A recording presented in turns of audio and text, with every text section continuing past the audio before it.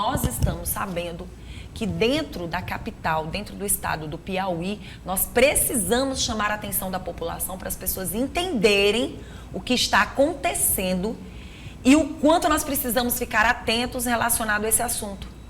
Gente, as pessoas só querem dar atenção para o vírus ou para a própria doença quando se tem um comentário dentro de uma cidade, de um estado, de que a doença está realmente tomando de conta, que ela volta com tudo, ou quando estamos naquele dia. E às vezes as pessoas mesmo acreditam que está tudo muito bem. Que não tem mais AIDS, não tem mais o vírus, não, está tudo tranquilo. Agora a gente consegue resolver a doença, né? A gente cuida da doença, tratou a doença, está tudo beleza. Será que é assim? Bom dia, tudo bem? Bom dia, minha amiga, um prazer mais uma vez estar aqui com você, né? E mais uma vez lhe parabenizar por trazer um tema tão relevante, tão importante.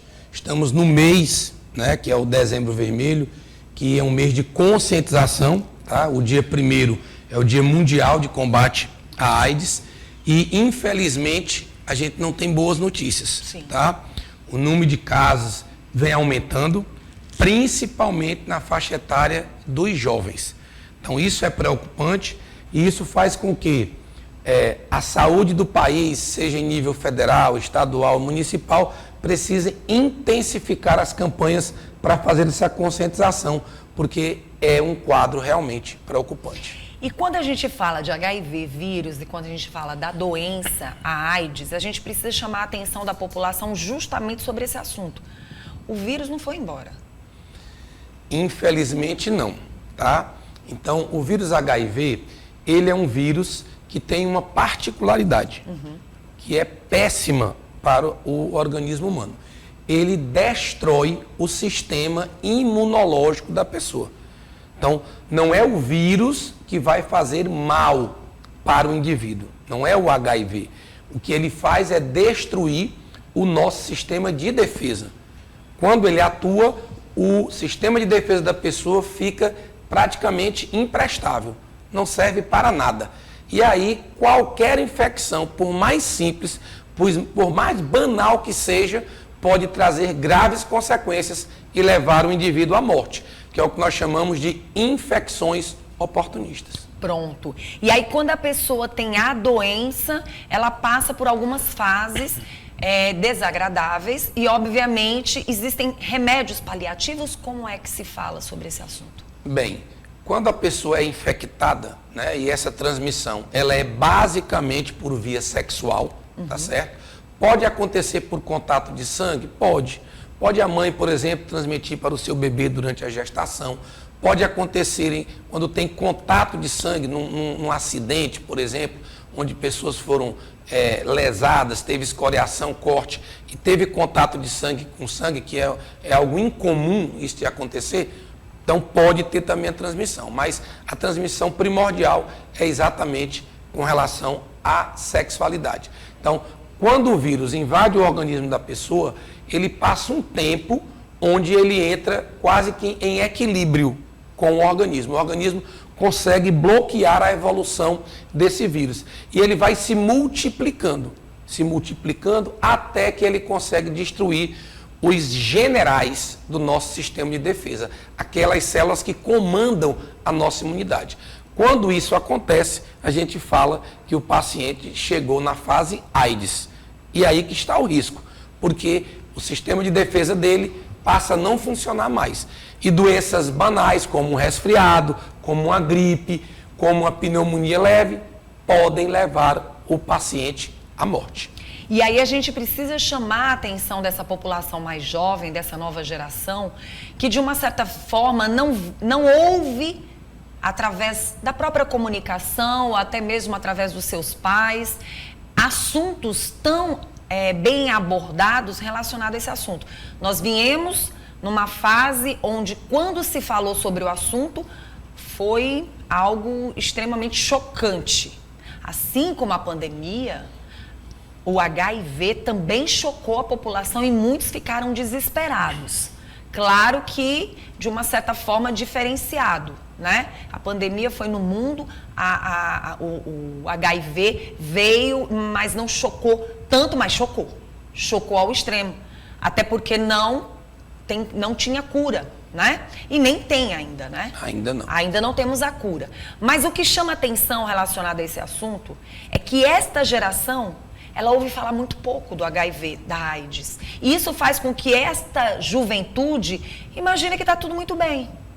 E esta é a questão. E nós ficamos sabendo que, por incrível que pareça, homens casados, muitas vezes, acabam trazendo essa doença terrível para lares de mulheres que estão dentro de casa, ou até mesmo homens cumprindo o seu dever, né? Que é de fidelidade. E muitas vezes acabam trazendo esses danos em termos de saúde para suas esposas também. Quer dizer, é algo que você traz, que você leva e que muitos jovens também não têm noção, né? É verdade. E aí a gente tem que deixar esse alerta, né? A transmissão, ela está muito atrelada a condutas de risco. Sim. E aí a gente tem que lembrar da questão do uso de drogas, né? Então, o consumo de bebidas alcoólicas, o uso de outros tipos de drogas, eles fazem com que a pessoa perda a noção dos riscos. Então, uma pessoa que está, por exemplo, em estado de embriaguez, ela nem vai lembrar de usar camisinha, tá? A pessoa que é usuária de droga injetável, então ela usa a droga e ela compartilha com aquelas pessoas que são do seu grupo. Então, isso aumenta também o risco. E aí, com a chegada, como você bem colocou, no início, lá na década de 80, 90, nós tivemos uma explosão, né? Com muitos óbitos, era uma doença nova, ninguém entendia como funcionava bem, não sabia como medicar, e tivemos muitos óbitos, pessoas conhecidas, como é o caso de Cazuza, né? Tivemos pessoas como o Betinho, que foi um grande pensador, que conseguiu sobreviver bem mais tempo, mas pessoas conhecidas que desenvolveram a AIDS.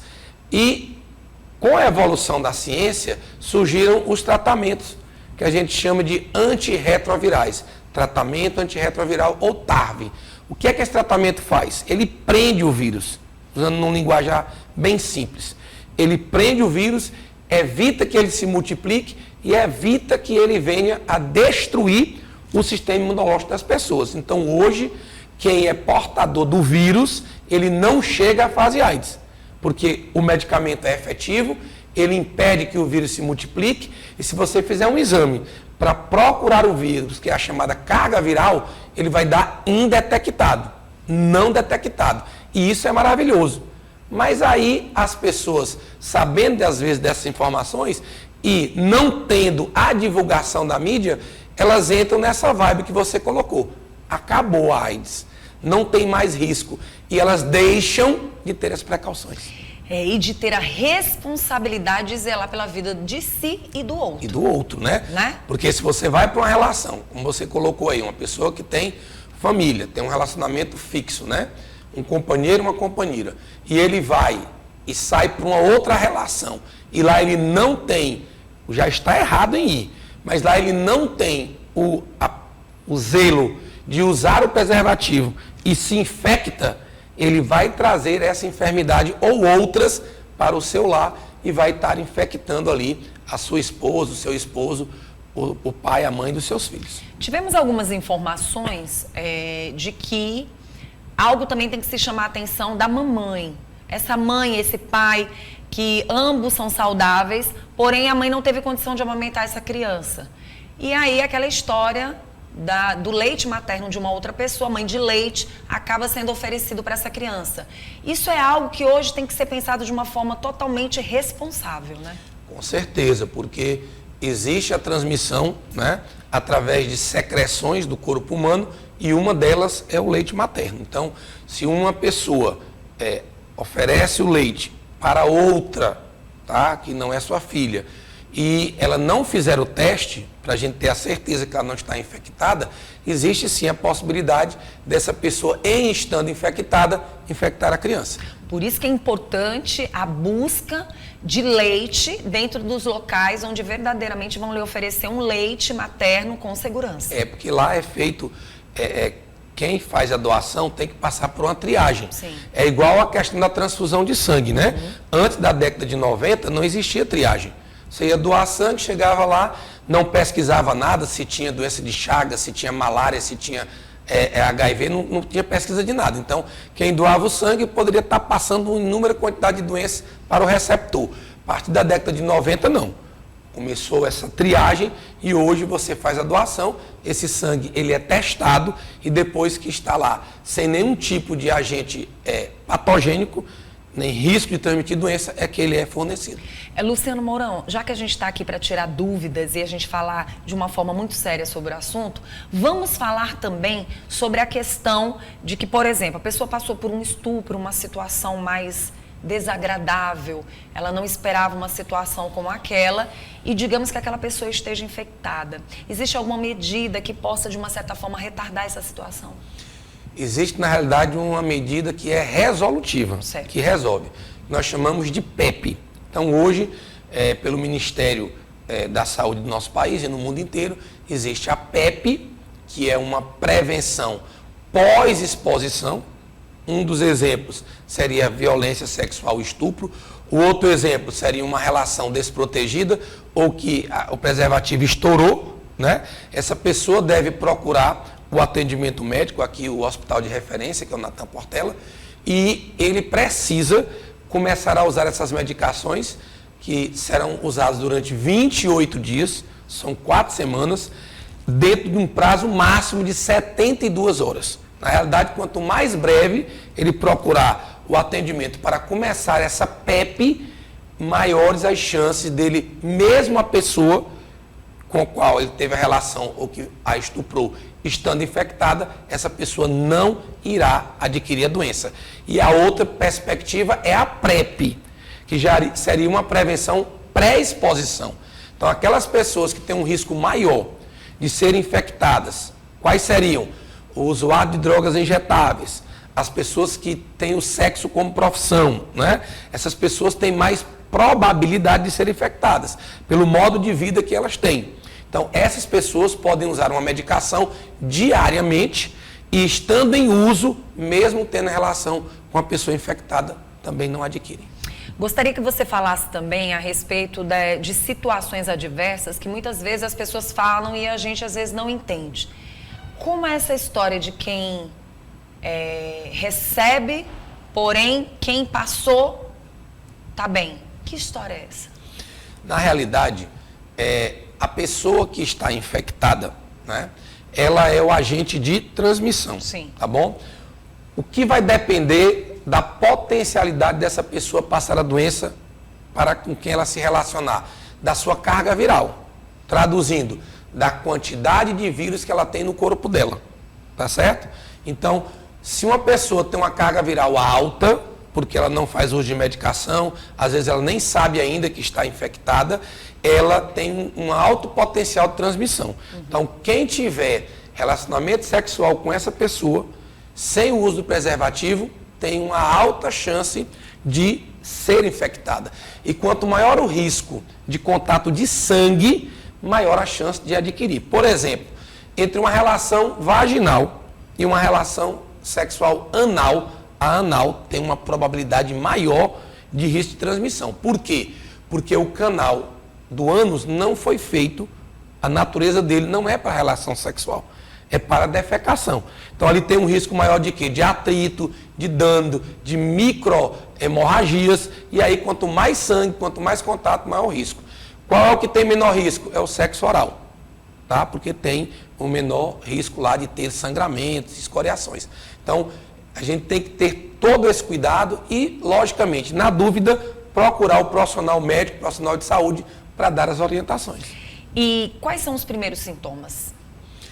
Isso é importante a gente ressaltar aqui para o seu público, porque, a princípio, os sintomas são inespecíficos, tá? Quando você é infectado, você vai passar um certo tempo sem ter sintoma algum. Como eu disse a princípio, o organismo consegue controlar, né, evitar o crescimento exagerado do vírus e, com isso, ele não destrói o sistema imunológico a princípio. Então, no início dos sintomas, nós teremos aqueles sintomas que aparecem em várias doenças. Vou citar algumas. dor de cabeça, várias doenças têm dor de cabeça, febre, diarreia, cansaço, fraqueza, indisposição. Então, tudo isso pode aparecer em dezenas de doenças. Então, só o olhar realmente preparado, o olhar criterioso do profissional médico, que vai fazer a anamnese, que é aquela conversa, perguntar sobre a questão sexual dele, se ele tem um parceiro, mais de um, se sempre usa preservativo, se é usuário de drogas injetáveis. Então, tudo isso faz com que direcione para que ele peça um teste, chamado teste rápido, cujo resultado sai em torno de 5, 10 minutos e todo posto de saúde tem e é gratuito. Faltou alguma informação que a gente ainda pudesse levar para quem está em casa?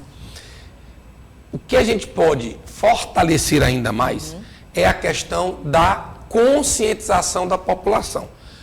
Os riscos, eles estão em nosso convívio, tá? Principalmente quando você se coloca em situações de maior risco. Por exemplo, questão da bebida alcoólica, questão de usuário de outras drogas, questão de estar num ambiente onde você quer ser aceito pelo grupo e você termina se colocando em situação de risco para fazer parte daquele grupo, né? Então você perde seus princípios e você perde a noção de evitar situações perigosas. Então você não trabalha mais com a prevenção em virtude do efeito da droga, qualquer que seja ela, ou em virtude de ambientes que você deseja ser aceito. Então, é fortalecer essa questão da conscientização da população e lembrar, o HIV circula entre nós, infelizmente, o número de casos vem aumentando. Tá? Teria mais ou menos uma noção em números? Olha, esses números são muito voláteis, tá? Porque cada cidade apresenta um valor diferenciado. Podemos então dizer, na capital e no interior, como funciona? O que é que a gente percebe? É que quanto mais desenvolvida é uma cidade, né?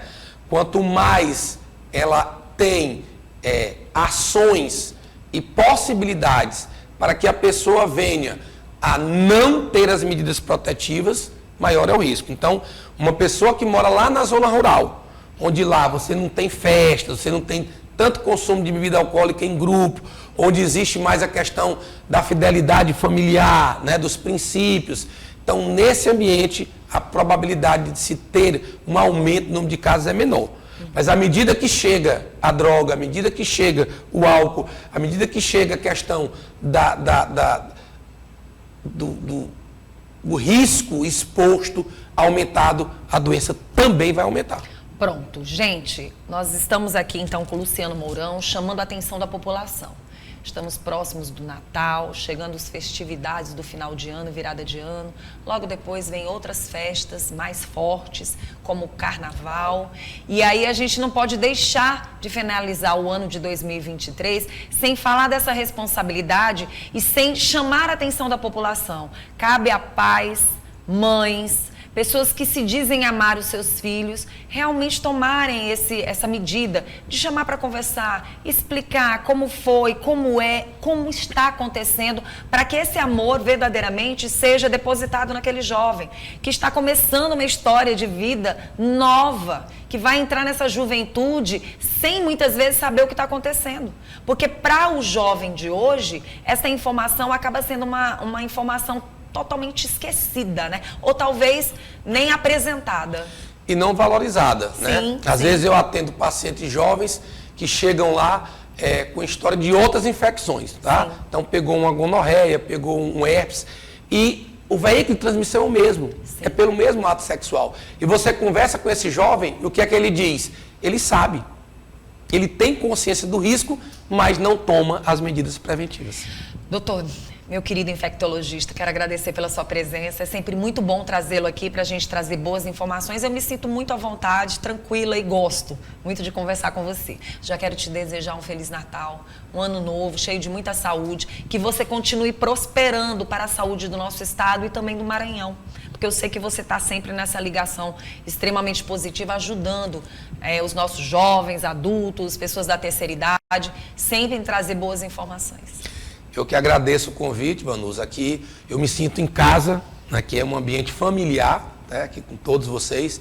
E sempre que você precisar, que a gente venha aqui para estar tirando dúvidas, para estar falando com o seu público, falar um pouco de saúde, um pouco de prevenção, a gente sempre vai estar à disposição. Tá certo. Quem quiser entrar em contato com você tem o Instagram também, né? Tem, Luciano Mourão 70, tá? E o meu telefone, quem tiver dúvida pode falar comigo, 86 994 11 1123. Obrigada, Luciano.